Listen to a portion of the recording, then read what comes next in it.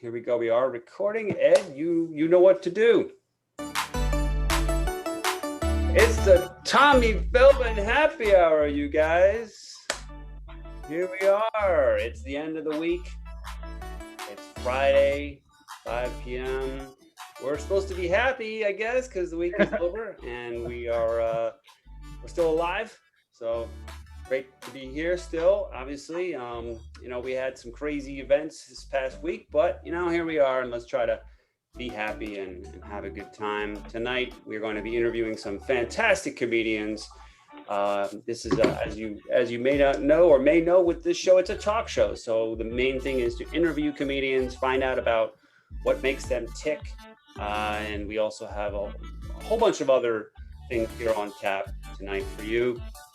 So, and we are taking comments live. So if you hear something from a comedian that you like, you want to ask them a question, just at any time, just type your comments there in the Facebook chat, and we will hear your comments and see them as well. And so let's get the show started. You guys ready for a little bit of news? All right, yeah, let's just give it up for ourselves there and we're gonna start with, as we usually do here. We start with our our news. And so we're going to kick it off here with a story about the riots, I guess you could say. So in Massachusetts, you guys, this 18-year-old turned in her family earlier this week after recognizing her mom, aunt, and uncle amidst the violence at the Capitol last week. There she is. There's the teen. When asked, why did you do this? Why'd you turn your family in? And they said, well, my parents, they're not just funny. They're a real riot. All right, hey, that's why we have these ba-dum-bumps, because even though the joke sucks, we still have good sound effects. That's why we do that. All right. So I don't know if you guys have watched the Kardashians, but the Keeping Up with the Kardashians show finally finished filming its 19th season, and the family, they wrapped up this week by celebrating. They gave their entire film crew Rolex watches. Yeah. Everybody on the crew got a Rolex watch. Now, of course, the film crew was very happy with this, but what they really liked was the engraving on the back from Kim Kardashian herself, which said, oh my God, thank you so much. You are literally the best ever. XOXOXO Kim. That's what it sounds whenever I hear her on TV. That's exactly how she sounds to me. She's the ultimate Valley girl. So Disneyland, you guys heard this story, has been closed since March, but now it's back open because it's become the largest site to provide COVID-19 vaccinations in Orange County, California. Now, managers at Disneyland say that they plan to make sure that when you come to Disneyland, everything goes really smoothly. And in case you were wondering, yes, you can use your Fast Pass. That's why the bum is there, you guys. So I don't know if you guys have seen these ads this week. Apparently, somebody's out there selling these functional flap pajamas. You can see that there's a flap in the back, you guys. This was appearing at multiple retailers across the internet. Now, this ad obviously sparked criticism and outrage for a lot of people who said, "Hey, this is highly inappropriate." But not residents of San Francisco. We see things like this every day on the streets. This is nothing. Yeah. In fact, I don't think you would even get a second look if you wore this at the Folsom Street Fair. Yeah, I was gonna say, in some areas of San Francisco, that's required attire. That's part of the uniform in San Francisco. So yeah. I don't know why people are getting all excited. It's nothing. All right. And our last story of the night: NASA says that it will be igniting this Sunday the most powerful rocket ever.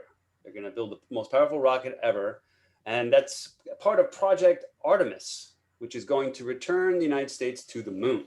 Very exciting.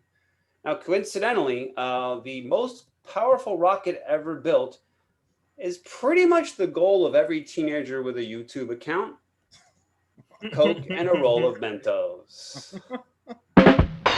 That's okay. Yeah, this is a kid joke, I guess. You'd have to be, maybe you don't know, maybe you know what I'm talking about. Hokin or Roller Mentos.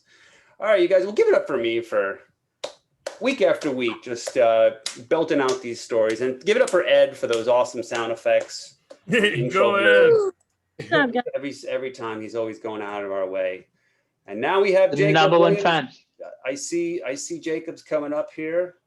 So let me see if I can highlight Jacob Williams, you guys. Let's see here. Spotlight for okay, we got him.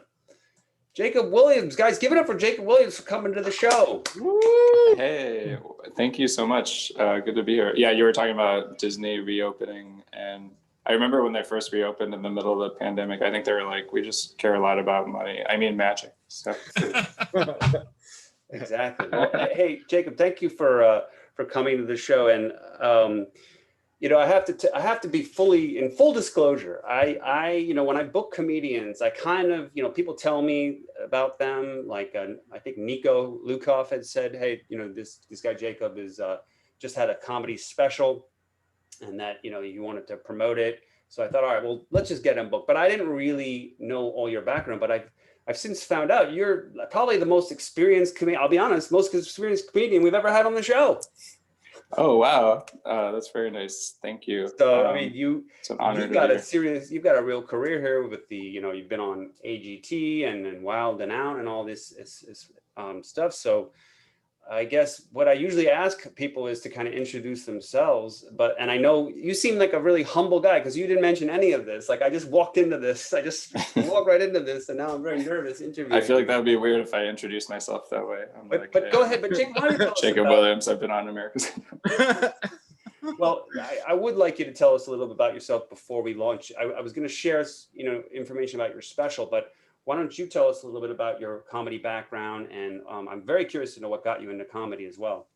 Oh, sure. Yeah. Well, thanks for having me. It's good to be here. I do have a new comedy special on YouTube. I think it has a few thousand views. It might have just been my parents watching it a few thousand times, to be honest. But but it's for free on there now. And I'm really excited about it. It's about an hour of stand-up comedy. I did it in 2019 is when I actually filmed it. So it wasn't like a super spreader event or anything.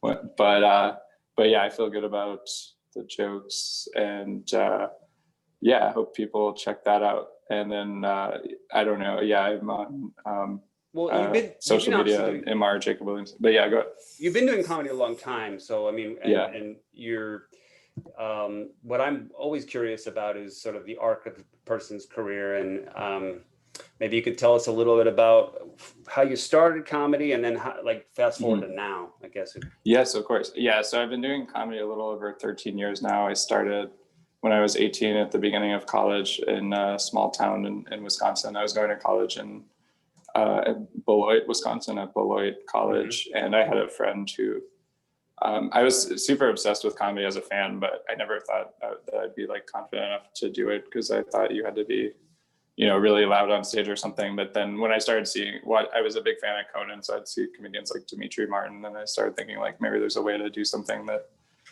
where you don't have to be super overconfident or something, or really loud the whole time. And so I had a friend that signed up to do an open mic, and that was the first time I saw someone do it who was just starting out. And so I realized you don't have to be amazing at it right away either, and you can kind of just keep getting on stage. So I just kind of got really into it. I definitely wasn't expecting it to become a job or to make a living from it, but it just kind of was something I loved doing, and I got really lucky that it's become my job the last few years. But yeah, I think it's what everyone says, just stage time and writing. I feel like it can definitely lead to good things for sure. So, well, I guess one of the questions I had about with your career was, so you had the Wild and Out thing, and then and I may not get the dates exactly right, but it sounds like you pretty soon in, maybe 5 years into your career, you already had these multiple things going on.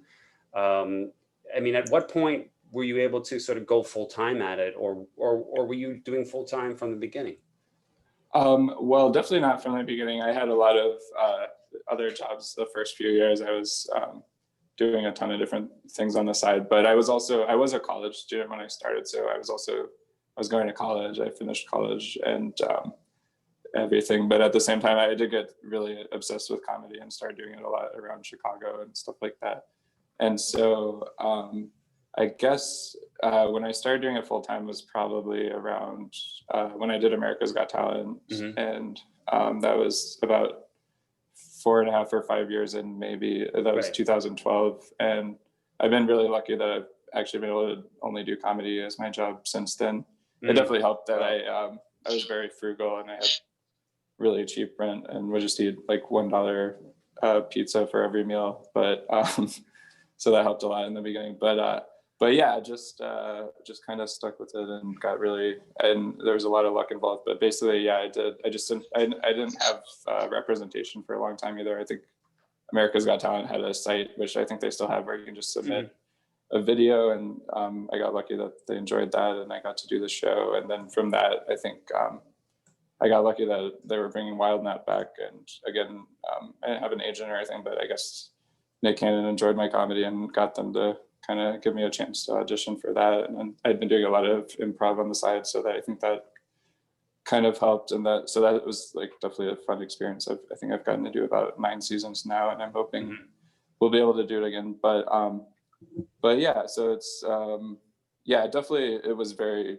It feels I definitely feel very fortunate looking back, but at the same time, it's very feast or famine, where I've had plenty of dry spells in between some of the fun things. So I just try to like keep working on it, even whether things are going well or not, which they're often not going well in comedy. So it takes so long to come up with new stuff. So well, when I saw that you were on Wild and Out, and that you that you were a comedian, and then after that you kind of sort of going back into your comedy career. You had in 2018 you had The Late Show, and then but then this recently, instead of doing a special through somebody else, you decided to do your own through YouTube. And that it sounded exactly like the Andrew Schultz. He's very famous amongst, obviously a lot of comedians now because of that model. And it seems like because you got several things in common with him. And I guess, did he influence you in your decision to go with the YouTube special? It's funny because I've met him a little bit over the years, and I certainly have a lot of respect for what he's doing, because he's kind of built such a huge following, way beyond anything that I've anywhere close to. But yeah, I'm so impressed by his work ethic. I think he was actually in one of the Wild Now auditions with me, and he might have just chosen not to do the show. I think he came on as a guest star, but he had so much other stuff going on. And I actually did notice in his new special, and I think it's like the fourth part around minute 10 or something like that. He actually had a reference to me where he showed me on the screen, which was kind of funny. And I've done shows with him around New York. He's a really nice guy, really hardworking, and so it's definitely like inspiring to see someone like that can like put out their own specials, and that definitely I think helps. Well, I was gonna pull up some of your. I was going to show the audience some of the work that you've done here, and maybe play a little bit of some of your stuff, just so we can kind of get a sense of your comedy. So let's see. Well, so first I wanted to just show everyone here. So this is the special itself, right? Jacob Williams, Unemotional Roller Coaster. What's the name Unemotional Roller Coaster from?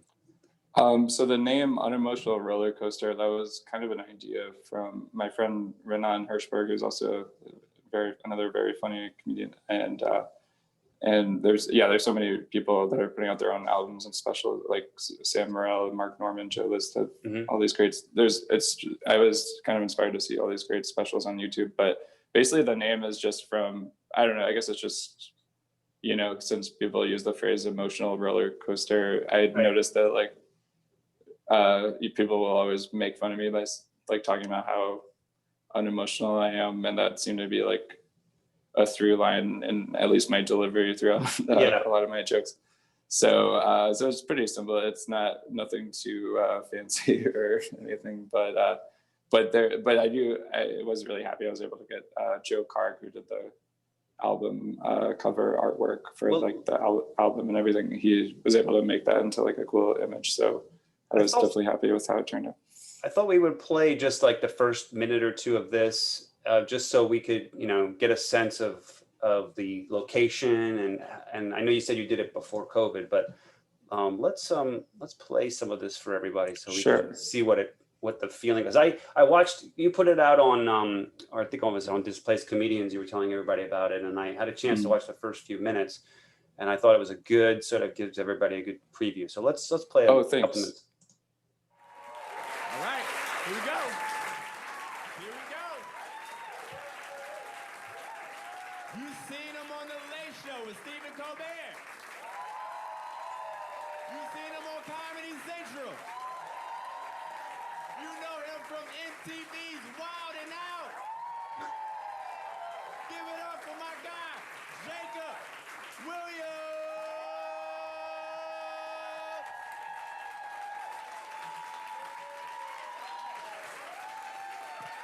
Wow, thank you. All right.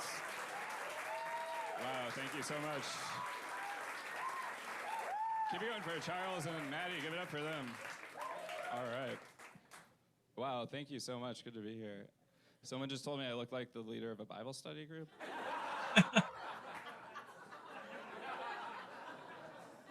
I think they were making fun of me, but it didn't really bother me. That's like the first time someone's referred to me as a leader, so.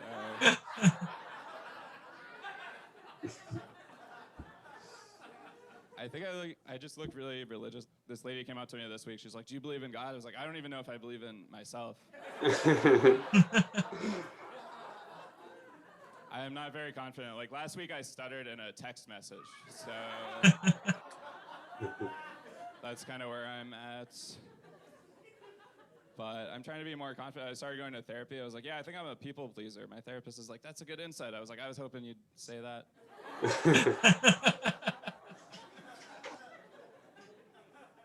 My therapist told me he thinks I worry too much about what people think. I was like, "Wait a minute, who told you that?"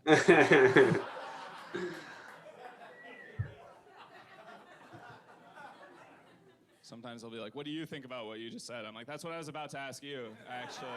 I thought I should get a professional opinion. I don't think firefighters show up like, "Hey, how would you put this out?"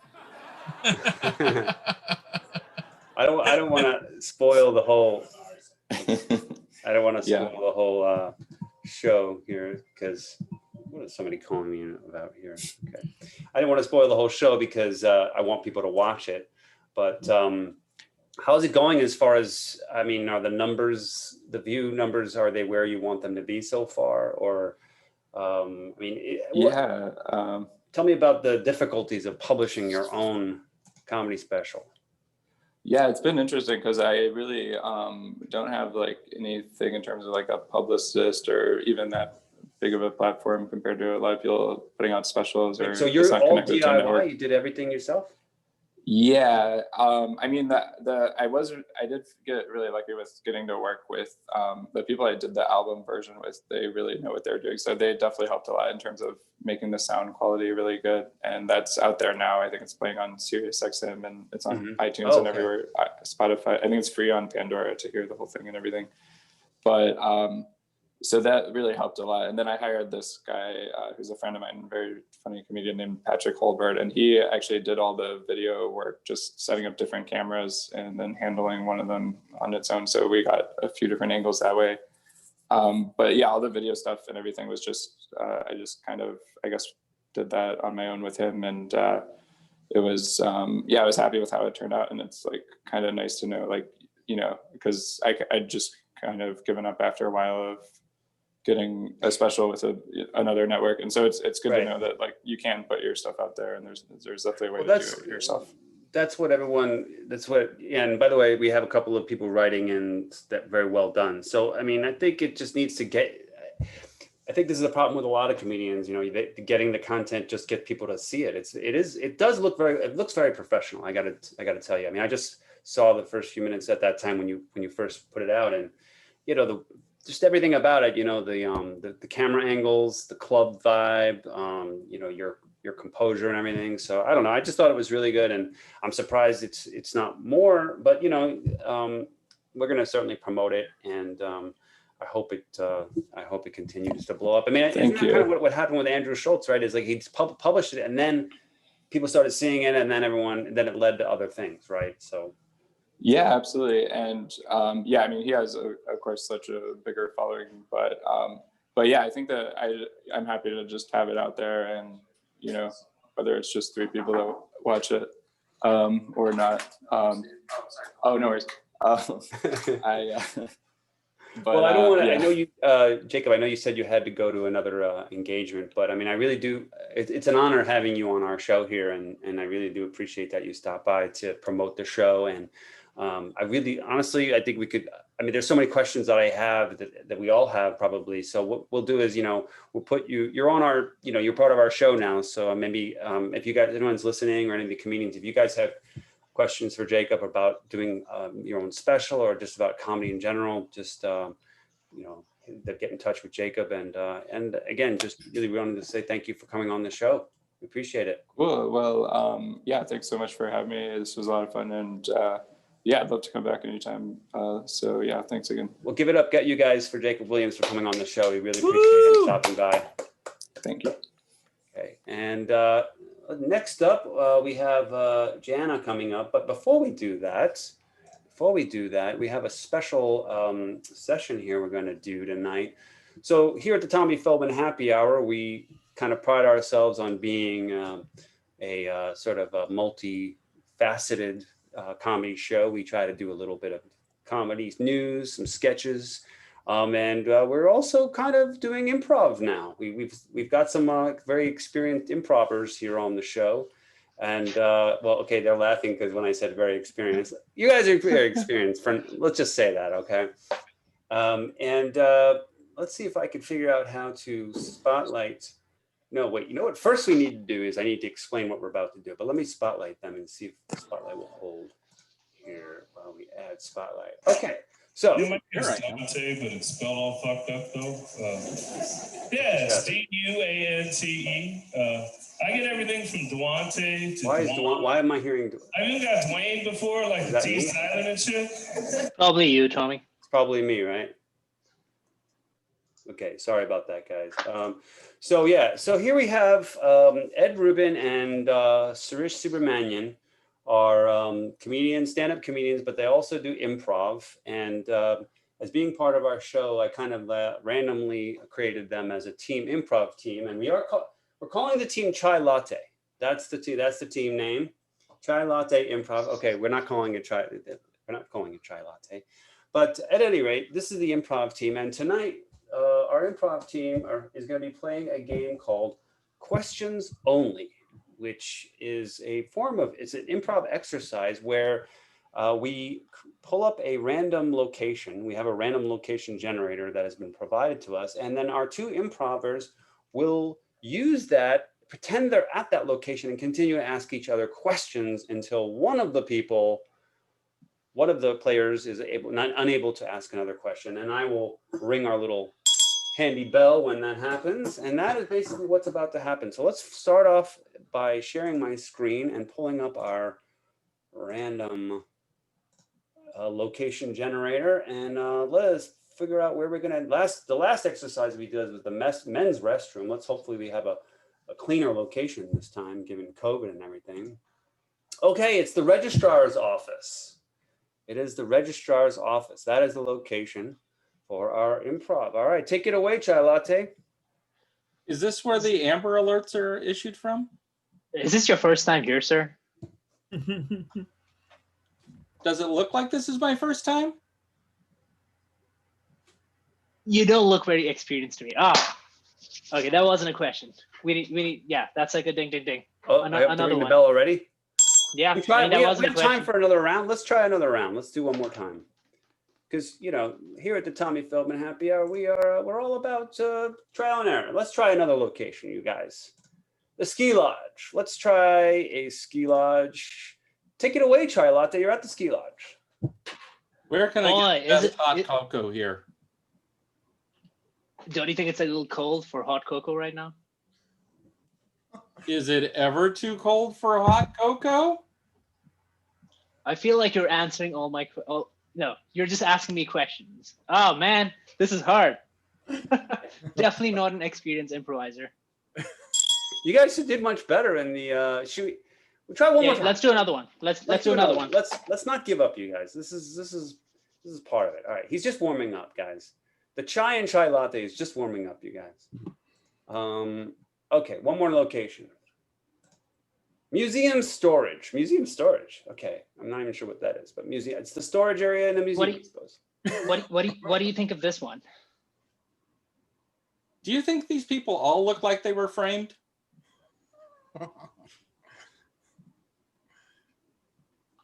You tell me. Was that a question? Not really. Not really a question, sir. Not really a question. Okay. All right. Hey, it's all right. We did our best, guys. Give it up for Ed and Sirish for trying out the improv tonight. We're gonna keep trying, you guys. Keep trying until we get it right. And now we're gonna bring up Jana Kelly. If I could figure out how. Thank you. I'm temporarily adding you to the. Okay, now I gotta remove spotlight here and remove spotlight here. All right, Jana Kelly, welcome to the Tommy Feldman Happy Hour. Give it up for Jana Kelly for coming on the show. All right, well, Jana, you've been on the show before. I think I introduced you last time in detail, but let's give you the same question that we always do, which is tell us about your comedy career and what got you into comedy. Oh my goodness. So I worked at Apple for a time, about 11 months, because you can work at Apple for 12 months as a contractor. So yeah, and I started making up jokes, and every week they asked me, hey, so what's the new Jana funny? And so I started writing them down because actually they were making people laugh. And I went to a Tommy T's thing, and they were like, you can either perform for $5 or you can listen to everybody perform for $10. And I'm like, economically, it'd be better to perform. There you go. All right. Yeah, I think that's where we first met would be Tommy T's. And I always appreciated your, you're kind of got the reputation as the punster or the wordsmith. What'd you call them? Jana? What'd they call you at Jana, Apple? Hashtag Jana. Funnies. Find it all on my Facebook, yes. All right. Well, now you've brought a couple of things with you tonight. I mean, and you are multi-talented. You do comedy, you sing, and so forth. So I thought I'd start off with the comedy, a little bit of the comedy clip you sent. And maybe we'll shift over to some singing and some other stuff. Let us start with that. Then let's see if I can get back to my. Here we go.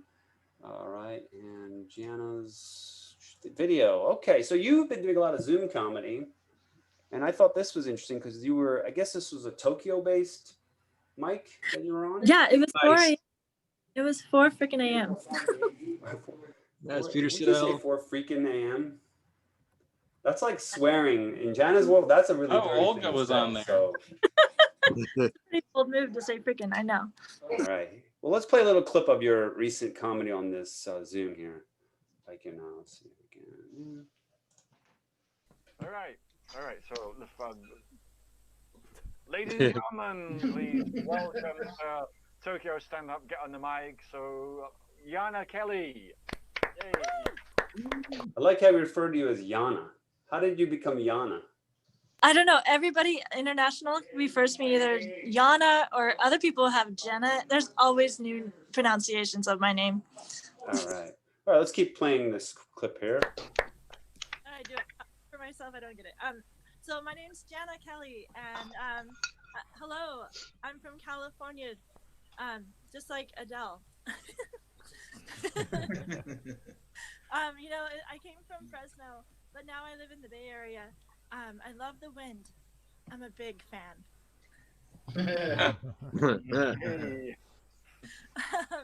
So you know how do you know the difference between a dad joke and a mom joke? It's apparent. Hey. So you know, I was gonna tell some retired jokes about people who are retired. It didn't work out, or it didn't work.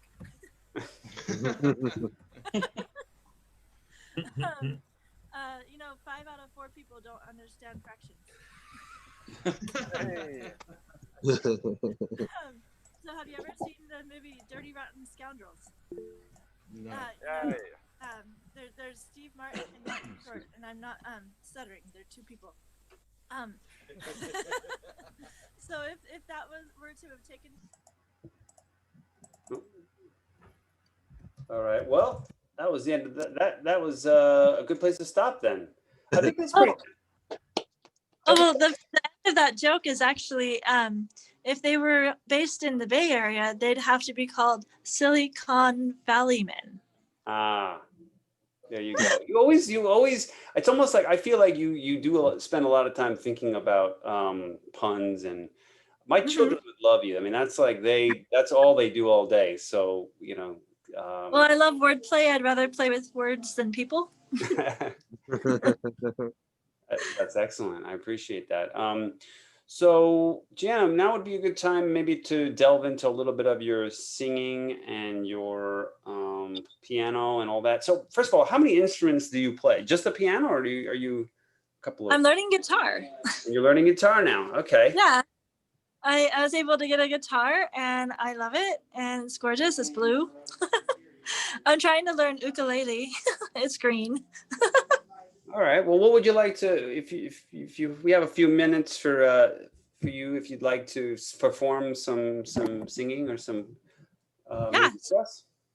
My favorite one to perform is actually a Garth Brooks song, so I credit him. It's called Ireland, and I'm not going to do the whole song because the verses are long, but it's gorgeous, and I try to do it in an Irish accent. This is what I sing to my Lyft riders because I am a Lyft driver. Okay. So they say Mother Earth is breathing with each wave that finds the shore. Her soul rises in the evening for to open twilight's door. And her eyes are the stars in heaven, watching o'er us all the while. And her heart it is in Ireland, deep within the Emerald Isle. Ireland, I am coming home. Well, I can see your rolling fields of green, fences made of stone. I am reaching out. Can't you take my hand? I'm coming home. Ireland. Yes, I am home. Ireland.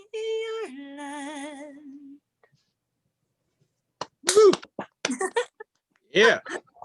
Wow. Woo. Really good. Hell yeah. Is Sarah McLaughlin in here or what? Jesus. Is there a baby starving or a dog needing a home somewhere? What's going on?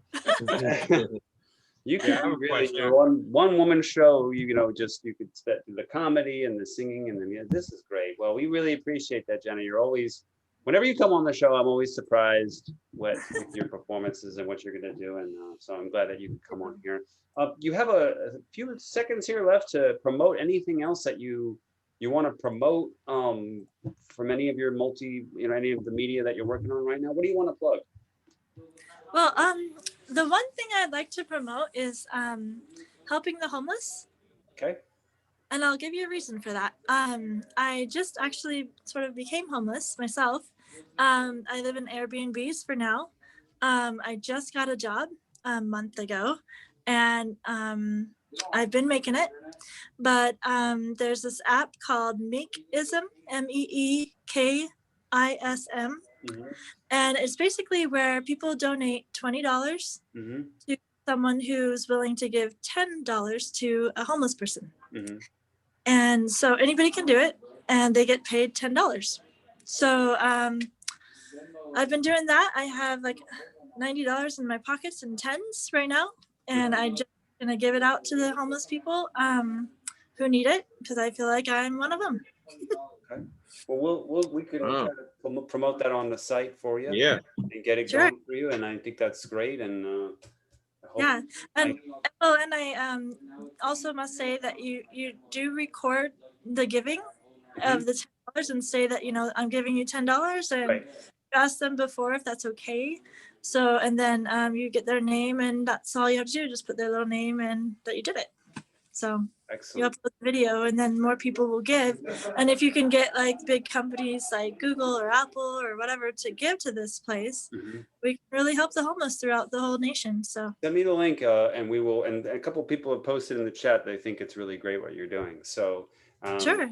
Send the link, and we'll try to promote it as what we can here on the show. So guys, give it up again for Jana for coming on the show. Thank you so Yeah, much. always, and you're always welcome back, of course. Oh, definitely. Well, I can't wait to do live shows again. That's always fun. Well, I can't wait to we perform again on the stage one of these days again, hopefully. So with that, let us do the important. We have a little bit of housekeeping to do, you guys, because this is we do this show for money. That's right. We do have sponsors that pay us to actually produce this show. So and we need to pay tribute. That's right. We need to pay tribute for them. And Eric Newton is our sponsor manager, coordinator. He's always good. He's always great coming up with new sponsors that are paying us. Eric, who's sponsoring the show this week? Oh man, Tommy, I got bad news actually. This week, this week we actually lost a sponsor, dude. No, oh, no. Yeah. So okay, a lot of our viewers know, you know, first of all, let me tell you who it is. We lost our Lego sponsorship, dude. It's kind of my fault. A lot of people know, you know, I'm a pretty well-known influencer in the Black nerd community, you know. And I like to post little funny things like that. And so the other day on Instagram, I put up this post, and Lego thought it was like a political thing or something. Like they're holding it against me. They said, you know, they want to part ties. I was like, it's totally doesn't make sense to me, because I make it a point to never mix politics with comedy. You know, like especially ever since we lost Bernie. You know what I mean? Bernie, I mean, dude, Bernie though, I mean, he was like exactly what America needs right now. I mean, we need a man of the people, a man who wasn't afraid of these motherfuckers and they bullshit. Let's have a moment of silence for Bernie Mac. I wish he was still in the game, but he's not. But that's all right. You guys don't worry about it. We're still gonna stay fed. I'm working on other opportunities for us. I'm trying to finish this deal with Walgreens right now. Okay. All right, that would be big for us. If we get this Walgreens sponsorship, we'll have a lifetime free supply of like disposable masks and gloves, and for toilet paper, dude. Whatever we want. You know what? You're right. Because personally, I want this deal to come through, because I could use some help with my pizza roll and condoms budget. And Walgreens can supply that to me all year. So that's gonna be great. And if that doesn't work out, last but not least, if that doesn't work out, I'm talking to my friends. They own some small local businesses. You know, see if they can maybe fudge a few dollars. I have a friend, Octavio. He runs like a mobile ice cream parlor, and so hopefully he can donate some money to us so we can keep eating ice cream in the winter and living good here on the Tommy Feldman happy hour, guys. Wow. So next week, look for some new, hopefully exciting stuff from us. Oh, all right, Eric. Well, thank you for trying all the time. You always come up with such good sponsors. Always very relevant to us, which is important. So yeah, we always appreciate that. Pizza rolls and condoms are relevant to everybody. Yes, I think so. That like is a perfect evening. You got the Totinos, the beer, and look at that. Look at that. It's a pyramid scheme. All exactly. Wait, actually, I had a butt up for you on that one, because I don't have the sound effect on that one. All right. Perfect. All right, you guys. Well, so now we have our headliner interview here. We've got Duante Barnett, if I can figure out where he is and how to spotlight him. And here he is. Okay, guys, give it up for Duante Barnett, the suit original, the one and only SuitMan coming on the show. Welcome. I appreciate that. Duante, I usually start off with a little bit of an intro, and that how I know the person, which is basically I know you through Niko. Niko had recommended you to come on the show. And I did check out your stuff. It looks really exciting what you're doing. But why don't you tell us about your production company, what you're working on, and your career, and also what got you into comedy? So I'm SuitMan Productions. I started comedy about 2.5 years ago, to be exact. I started comedy after my mom died. It was always a goal for me to do things that I love, and comedy was one of them. And it was hard for me to not. When you first get into comedy, it's kind of like the honeymoon phase. Everybody likes you. You're not a threat, right? And then as a black comedian, I do strong black comedy. You know what I mean? I'm mixed. I challenge white people on a daily basis with my sets. I challenge all kinds of people. I make fun of Karens and Kevins. I make fun of DeAndres, and I make fun of Tyrones too. I get both sides of the stick because I'm mixed, right? But I found being in Seattle, my pro-black comedy was offensive. So I started doing the Black Comedy Festival with 30 Angel Entertainment out of Portland, Oregon. I went to their third annual Black Comedy Festival 6 months into comedy and did 20 combined minutes over a 2-day period. And everybody was like, what, have you been doing comedy for like 5 or 6 years? And I was like, no, 5 months. And they were like, no fucking way. And I was like, way, right? And then when I came back, I looked around and I was like, nobody's fucking doing black comedy in Seattle. So I'm going to do a black comedy show. And I did my first black comedy show in May of 2019 at Laughs Comedy Club in Seattle, one of the oldest, most historic clubs we have. It used to be called Giggles. They gave me a Thursday before Memorial Weekend. For any of you veterans, that's not a good day. But like any other black person in history, we get pork intestines, we make chitlins, right? We make the best out of it, right? So we got 100+ people to black comedy on a Thursday before a 3-day weekend. They cut me a check for $1,100 for the night. The worst part about that was when I went to talk to my colleagues and kind of humble brag, they were like, well, you know, Ellen and Hannibal Buress made more than you. And I was like, no fucking way. I mean, on my first show, I didn't do better than Helen and Ellen DeGeneres. You know what I mean? Like, fuck you guys. And then I went back to them wanting to do more shows, and they were like, maybe. I was like, I got this show called Def Comedy Jam. And I know Eric's going to say, I've heard of Def Comedy Jam. No, you haven't, Dick. It's DEAF. We do comedy for deaf people. You're not hearing me. Yeah, right? So I pitched this to Columbia City Theater, and I told them about Def Comedy Jam. I told them about Mixed and Misidentified, the What Are You show, Holiday Mommy. I do a donation show called Give, Love, Laugh, where we give back the money to UGM. I'm doing it in May, where we give back the money to Mary's Place, which is an organization that helps homeless women with children. I was actually part of that program. Wink, wink, hint, hint. I grew up homeless. So for me, I had this drive to do things that were non-cis white male. And when I emailed Columbia City Theater, they were like, I've never heard anybody want to do something for deaf people. I definitely want to talk to you. And then I told them about Dark Brew, which is my black comedy show. I told them about Mixed and Misidentified and Give, Love, Laugh and Holiday Mommy. And they're like, yeah, fuck it, let's book them. Niko knows me. He's met me in real life. And he'll tell you, I was booked for the whole year at Columbia City Theater. I had my dates picked. We were doing Black and Pride, which is my Black and Proud show, meaning black and gay. We've got a black unicorn with rainbow hair that matches the Pride flag. I had that scheduled for Pride weekend. Everything about my schedule, Eric's laughing, but that's the whole idea, is I treat it like a business. Right. So now, once Zoom opened, it was like, fuck it, let's do this. Like, I've got nothing else. Let's get people from all over the world. And since Zoom since the pandemic kicked in, I've actually gotten probably 100, 200 times bigger because I found more mission statements. I found more goals. So there's 3 new shows that I do as a part of the pandemic, if no 4. So every first week I do a show called Autastic Artists, our podcast, where we sit down with an autistic artist. We call them autastic because it's a combination of fantastic and autistic. And we talk about their struggle, what they're going through, and really give people representation. Not only that, we pay them to be our guests. So now we're paying a handicap artist to just be themselves. And long term with our sponsorship, our goal isn't to keep the money, it's to buy their product and give it away to the audience so we can get them more revenue coming in. So I was going to pull up your website so we can talk about some of this. Here's your website, SuitMan Productions, right here. And I see you have your online shows here listed here. No, just go to the homepage. Just go to the homepage. You'll see them all there. Scroll down. So you'll see there. Yep. There's the new logo. That's what we do every month. So if you look, the Beautiful Minds Autistic Artists, we highlight people on the spectrum.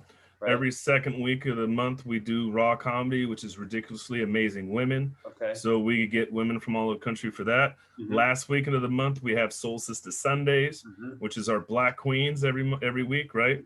And then the rest of the shows you see below, that's why you see the Dirty Suit and SuitMan logo, is because every month I rotate in the rest of them. So Dark Brews, my all-Black comedy show. Right. Mixed and Misidentified is the What Are You show. That is the most culturally diverse show you will see. We have over 20 different cultures represented between us 10 comedians. I saw the flyer for that. It does look very interesting. And the craziest part is I did that one live, so there's two stories I got to tell. When I did Def Comedy Jam, and it gives me goosebumps to tell you about this, it was the weirdest and coolest experience you will ever have. We had 80 people there.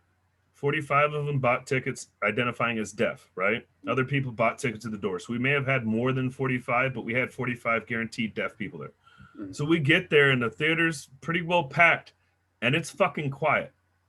You know what I mean? Like, you laugh, right? But it's fucking quiet. You don't hear anything, right? Right. And then as the comedians, they go on stage and you got two laughs. You got our laugh and then you got the sign laugh. And then there was a guy, and I don't know, I have a lot of deaf friends, and I got to tell this story. So when I decided to do the show, I actually got trolled by somebody in the deaf community. There's a deaf comic who goes around basically busting he basically looks for ways to get paid for them not making things ADA accessible for deaf people, right? So he heard about my show and really trolled me in the deaf community. And so I got a message from somebody. They're like, this guy's trolling you. He says you aren't even deaf. And I'm hard of hearing. I had a stapedectomy on my left ear, so I don't hear less than 60 decibels in this ear, right? And I was like, first off, I've been mixed my whole life, and I've been arguing how Black I am.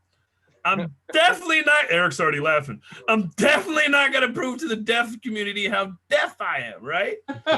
And so I literally got trolled by a couple deaf people. And the funny part is a lot of deaf people are like, hey, it makes sense. He's Black. It's a play on words. I think he's hard of hearing too, right? And so when we did the show, the point was the second guy, there's this guy who had this horrible laugh and deaf people can't hear themselves. So he was like, ah, ah, ah.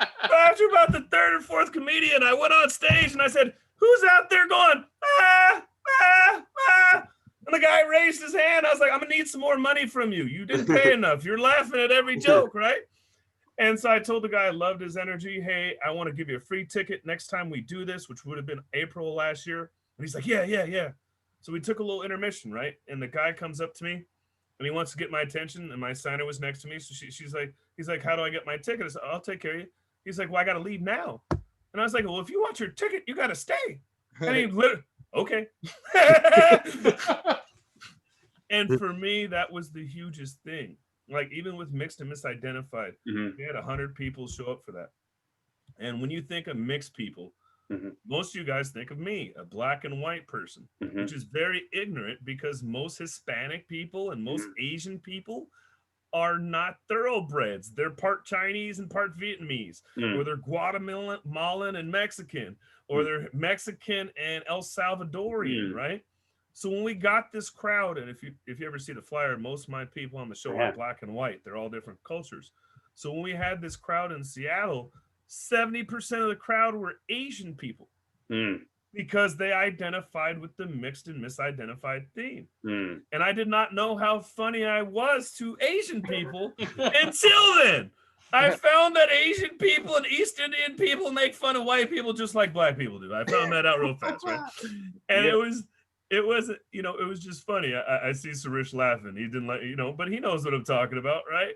And it was just hilarious that there a lot of people I get a lot of bullshit from. I get a lot of, Niko will tell you the white guys will be like, this is bullshit. If I did an all white show and somebody posted last week, why don't I do the Nazi happy hour since you want to do your Mixed and Misidentified? And I was like, fucker, you don't call it that. You just call it the local happy hour. Not making fun of your name, but you know what I mean? You don't need to put the Nazi end on it. We see it on the flyer, fucktard. You know what I'm saying?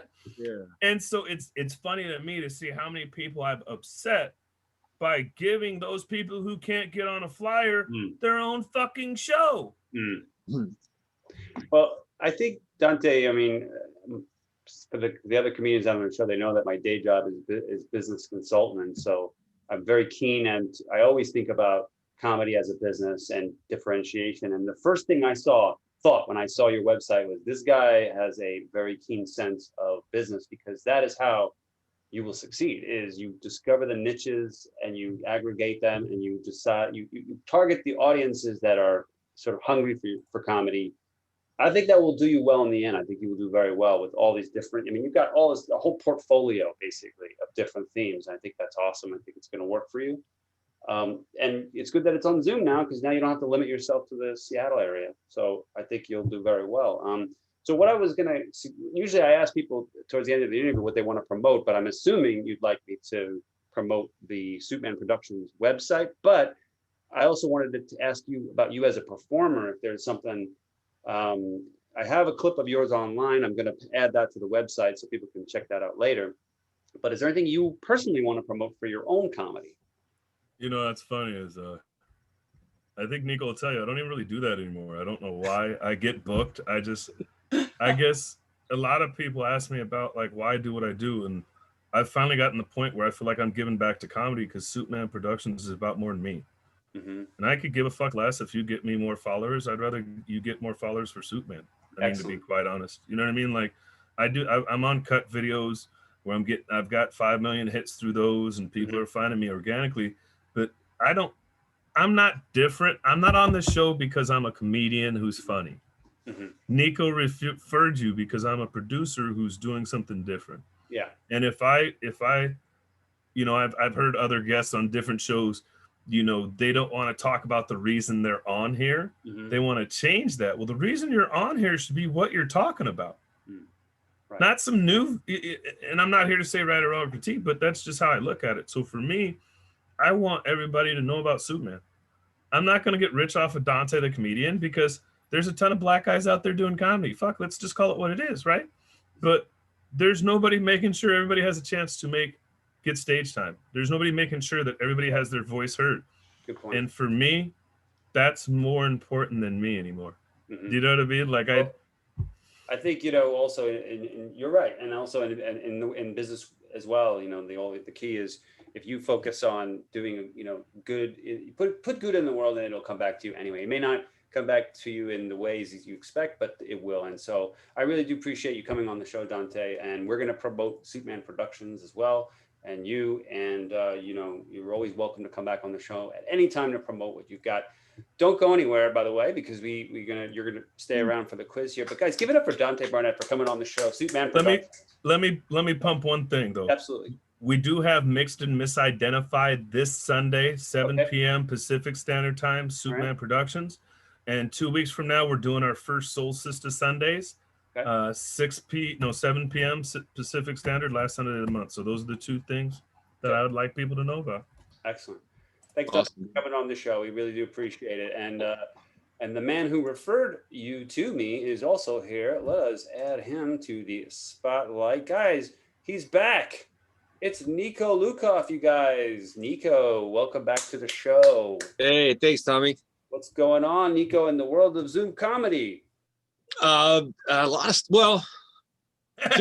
of like, where do I start sometimes? I'm like, I was on a StreamYard show. That was kind of fun. So there's different platforms. StreamYard's one that some people may or not be familiar with. It's not a program you have to download. It's just a website people set up. And there's a dude on Reddit that I met that did a show, and I posted about him on Instagram about, and it's pretty cool to hit up to try to get booked on sending clips. And folks, what Tommy's got up right now is Displaced Comedians, my Facebook group that I started when the pandemic hit. And I got a list there of a bunch of Zoom mics. Most of them are Zoom, so we're just going to say Zoom. Some on Instagram, other platforms. And there's about 175 or so, give or take, that I've got listed there right now, kind of like by day of the week and time of day in Pacific, to try to standardize in something. And at the bottom, you're going to see tabs going across, showing the different days of the week. And we'll often highlight one of those. So one that I was going through that I really liked, that I got to a few weeks ago, was at 5 p.m. on Monday on the star one here. That was what's the name again? It's a story. It's called Another Time. See what starts with the words Another Time? Go down a little bit. Boop. So this is called Another Time, Another Place Storytelling Open Mic with Haley Hackett. She's the host on that show out of Los Angeles, California. And this is kind of interesting because a lot of these Zoom mics are just like do a set and then move on, you know, go through the comedians like a live would be. But this one's specifically about just telling a story. So I've been working on, since I started comedy a little over a year ago, I've been trying to tell this story that I've been working on. It's about 12 minutes or so long with the punches and everything. But there's certain parts of the story that I haven't really explored that I want to make this a longer thing. So I went on there and got to talk.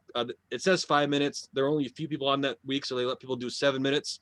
And just specifically just focusing on just talking about it. So you're not super worried about like, oh, was there a punchline every X amount of seconds or whatever, like, and then just doing that and then getting feedback from people right then in the intimate setting of Zoom where everyone sees each other.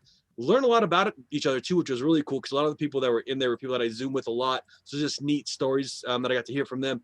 It felt really good to tell these stories that I was telling. These are things just like every, you know, personal stuff, but this is some stuff about growing up and some weird stuff that went on that was like, just, you know, stuff that was good to talk about.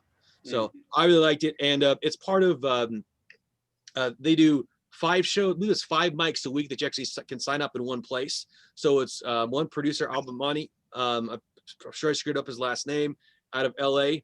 And you just pick which ones you want to go to. And some of them have little different themes. So that's also fun. It's one person, they have one Zoom account, and that's totally legit to do, and share it, and he'll produce, and he'll have different hosts on different times of the day on different days of the week. So that's a really fun group to check out. Excellent. No, that's a good point. You know, like with open mics, they tend to be standardized. You get your 5 minutes, and it's, you know, you do your comedy. I haven't really heard. I mean, I've heard of storytelling focused mics in the Bay Area here and there before the pandemic, but I've never seen one online. So it's good to see that kind of thing is happening. So yeah, appreciate that, Niko. Yeah, absolutely. For bringing it. Guys, give it up for Niko for coming on and bringing us the information about Zoom comedy every week. Thanks, Tommy, everybody. All right. And last but not least, I think it's time for the quiz show, you guys. So woo! Those of you who are still watching online, we've got 4 people watching live and our comedians here. We do a quiz show at the end. This is for the comedians to kind of exercise their sort of crowd work or their real-time comedy, if you will. You mean expert improv, Tommy? Is that what you mean? Yeah, we got, you know, maybe Sirish can work on his improv a little bit. I don't know. No, but basically this is a Japanese quiz show, what I like to call it. I used to live in Japan a long time ago, and I always loved Japanese comedy. I thought when I lived there, I thought one of the very funniest things about Japan was the commercials. They were hilarious, much funnier than our commercials here in America. So I always wanted to bring it back into my comedy. And what I do with that is I play commercials from Japan for the guests, guest priority, you know, answer. I go to the guests first to answer the quiz questions, which are basically, I play a clip of the comedy commercial. I stop it halfway and then have you guys try to guess what the commercial is about. So that's the quiz. Like I said, we're going to be starting. Looks like Duante is the one that's going to be going first for most of the time because he's the only one that's still here. But then we'll have our regulars, Ed, Niko, Eric, and Sirish chime in. So with that, let us start the Japanese commercial quiz show. And it should be a fun one this week. We've got lots of commercials. I know, punk bitch. There you go. All right, he's in the Pacific Northwest. He's got a an advantage on us. He's a ringer. He sounds perhaps a little bit too confident. But let's find out. I'm the 2-week reigning champion at the match game. I just want to let you know. Well, all right. You didn't tell me that Gene Rayburn has come back from the dead. Now, come on. Call me Ken Jennings with a tan. Okay. Our first commercial of the night, starting now.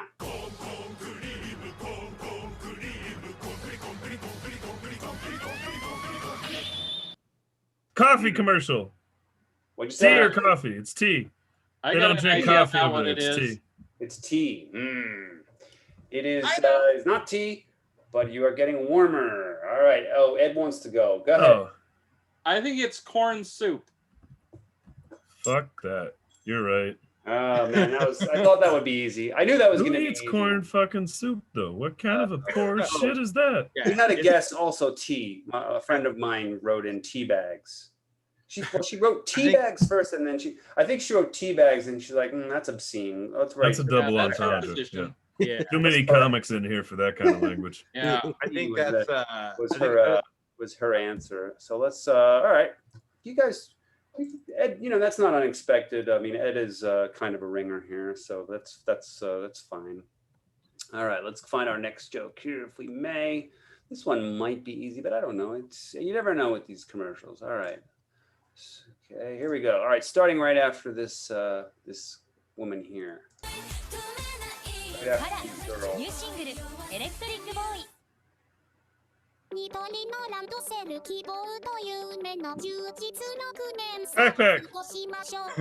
Backpack commercial. That's easy. Okay, I thought. All right. Well.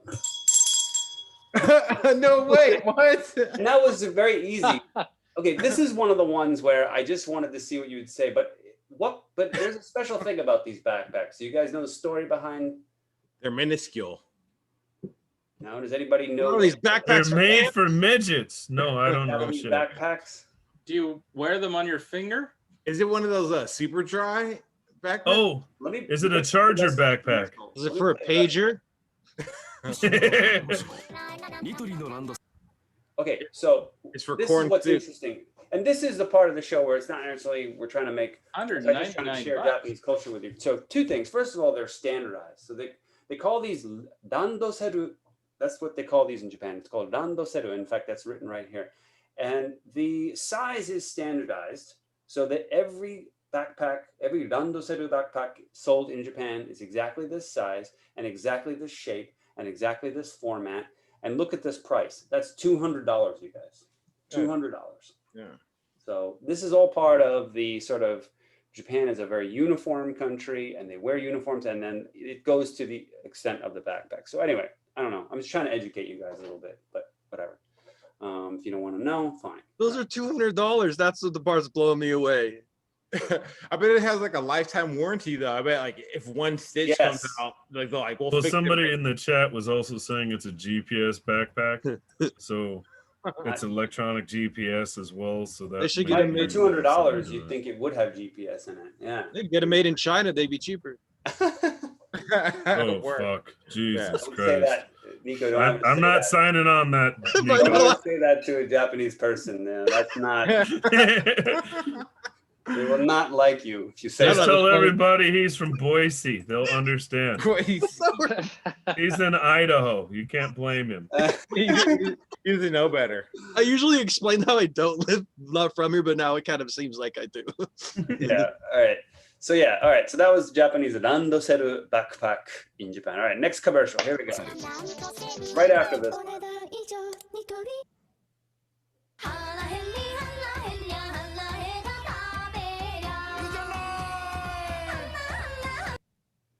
I'm not signing off on this. I'm gonna go with a douche.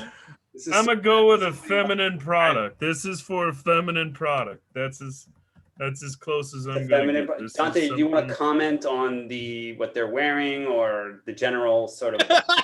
Nope, you're not getting me today. Fuck you, buddy. I'm only half white. I'm not allowed to get canceled on podcasts. All right, well, so one of my friends writes in perfume. It is not a perfume. It is. She's holding the middle girl here is holding it in her hand. It's douche. Is it one of those like cold packs which you put below your eyes so that like it doesn't wrinkle or anything? Doesn't seem like It is not a feminine beauty. product. It is not a beauty product per se, but it definitely helps you become more beautiful, I guess. I think it's from Japanese TikTok, and they're doing a dance from Aladdin, the movie. It's Aladdin. Okay. All right. Yeah, I mean, Like a container or something like that. A what? A container? Well, what she's holding in her hand, is that like a container or something like that? There is something in there. Is it edible? Yeah. It's edible. Jelly. Jello? Or like, you said it's like, it can make you beautiful. So what could you, like collagen? Oh, your jelly. It's jelly. Oh, really? man. Oh, I got it. Yeah. You got it. Wait, why would eating jelly make you beautiful? Well, let's play the Do you think commercial. we could even have this commercial on in the U.S.? Because everybody else is jelly. Let's How play it the looks. whole commercial. It Jelly is jelly. I'm not gonna lie. That looks like the two. Never mind.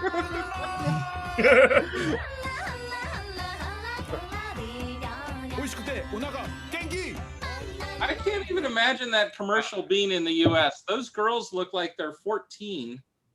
Oh, you They're haven't like seen in that new bikini outfit. Netflix movie? They were like 12. It's okay. I mean, it's basically like a Fanta commercial, you know? It's the same. It is jelly, and obviously it comes in grape and apple and melon and orange and whatnot. This commercial, it's for this thing called Konnyaku jelly. Have you guys ever heard of Konnyaku? I heard of cognac. Nope. It's not cognac. It's Konnyaku. It's it's like gelatin, but it's a plant-based instead of animal-based, and it's like a fibrous. How do I explain? It's like jelly. It's like a natural jelly, but it's an alternative to gelatin, and it's very high in fiber. So what happens is it's a diet supplement. You eat it, and since it's so high in fiber, it helps you become more regular, and it also fills you up because it's a lot of fiber in it, and it's only got a few calories, like 7 calories in one little pack. So it's a diet food. It's for ladies to get more, like regular. And actually, this is a big problem in Japan. Japanese women have Isn't that issues. what I said? It was a feminine product. But it's not that kind of feminine. I mean, it's for a different It's for hole. women's digestion. That's a different hole. Oh shit! Oh shit! We're not going there. I should get some of that. Actually, today I had my girlfriend buy me some tea called Smooth Move, and you can know what it's for. Yeah, this looks hella better. This looks way more tasty. I'm gonna go on Japanese Amazon right as soon as this show's done. Well, order yourself some Japanese Smooth Move. Yeah, you guys are gonna make comments about the uniform, what they're wearing, and stuff like that. But we'll leave it there. This is mismatched in many ways, but yeah, these girls, this is big in Japan. A lot of the commercials are done by like Russian models and European models and such. I don't know. That's what they like, I guess. All right, we got one more commercial. Hey, like on Frozen, let it go. Yeah. All right, we got one more commercial here, and then we'll let you guys go here. All right, right after this. This is probably the end of the other one. Smart. ショップジャパン。Like 羽鳥君さりげなく体自慢してるつもりなのかな。めっちゃ見てんだけど。How'd they get me in this commercial? You've never seen. How'd they know? This has got to be a Japanese Axe body spray commercial. I'm telling you. It's got to do something with his scent or his pheromones. Japanese Axe body spray. Yeah, it's not really a physical product, but it's more of a service, I suppose. Oh, a dating service, yeah. Service? I don't know if that's the right word for it. Is it Tinder? Japanese mail order men? Mail order catalog for men? No. But is it like Tinder? This guy is famous. Can you run it back one time? Yeah. Eric just wants to watch it a lot, which is cool. Can you slow-mo? Can you enhance? Enhance. There's smell-o-vision. By the way, this guy is famous. I don't know. He would be like the Justin Timberlake of Japan. Oh, I'll just say Terry Crews move right there.